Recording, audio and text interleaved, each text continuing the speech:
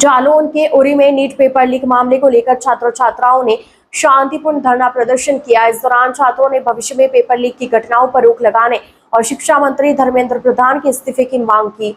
उरी कोतवाली क्षेत्र के गांधी चबूतरे पर छात्र छात्राओं ने शांतिपूर्ण प्रदर्शन किया। प्रदर्शन के दौरान छात्रों ने कहा कि भविष्य में पेपर लीक की घटनाओं पर रोक लगाने के लिए सख्त कदम उठाए जाए। साथ ही उन्होंने नीट पेपर लीक मामले को लेकर केंद्रीय शिक्षा मंत्री धर्मेंद्र प्रधान के इस्तीफे की मांग की। इस न्यूज में इतना ही। अन्य खबरों के लिए जुड़े रहिए ITN नेशनल के साथ।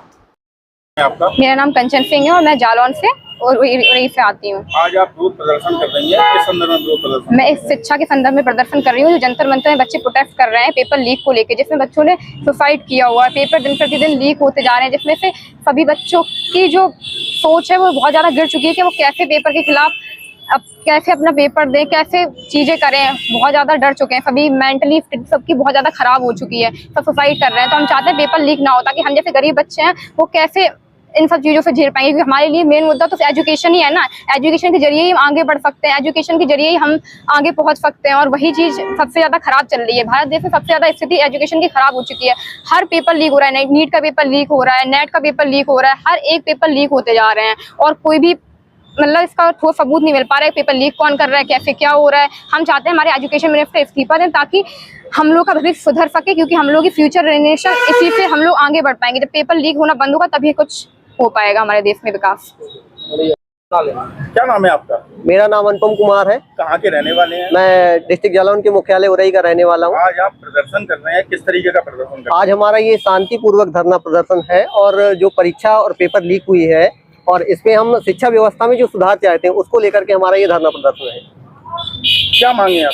हमारी मांग ये है कि भविष्य में होने वाली जो परीक्षाएं हैं वो आगे चल के आगामी लीक ना हो। एक पेपर सिस्टम का एक सिस्टमैटिक तरीका बनाया जाए, एक विथ डेट दी जाए और खासकर जो पेपर लीक होता है इस तरह की घटनाओं को बहुत ही सरकार को संज्ञान मिले, जो कि सरकार चुप है। सरकार को हमने जिस उम्मीद से बैठाला था उस उम्मीद पे सरकार खरी नहीं उतरी है। इन 10 वर्षों में सरकार ने शिक्षा व्यवस्था बिल्कुल चरमरा चुकी है देश की। चाहे जिस फील्ड में आप चले जाइए, चाहे नीट पेपर लीक हो जो आपका लेटेस्ट हुआ है, जो सुनने में आया है, और लेखपाल भर्ती हो या SI हो, UPPC, ऐसे आगामी 90 से ऊपर एग्जाम है जो कि लीक हो चुके हैं और सरकार बिल्कुल चुप है, बोलती बंद है सरकार की इस पक्ष में।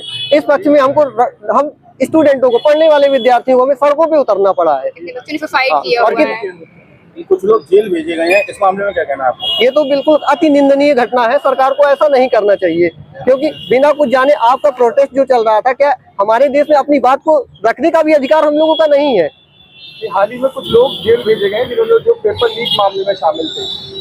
नहीं, हम उससे सहमत नहीं है, क्योंकि आप मेन व्यक्ति को बैठाइए ना। आप निचले तबके के व्यक्ति को भेज देंगे सीधे सीधे 1-2 लोगों को, हम लोग को सांत्वना देने के लिए। आप मेन व्यक्ति को पकड़ती है। हम लाखों लेवल पर नहीं, हम तो सबसे पहले तो हम इस सरकार को ही मानते हैं, शिक्षा मंत्री को सबसे बड़ा, क्योंकि आप हेड हो उस डिपार्टमेंट के। और उसके बाद फिर हम अपने माननीय प्रधानमंत्री जी के ऊपर आते हैं। उनका भी हम अब इस्तीफा चाहते हैं इस समय तो, कि वो भी दें। जब हमारे लिए कुछ नहीं कर सकते देश के लिए तो आपको उस पद पे बैठना बेकार है। धन्यवाद।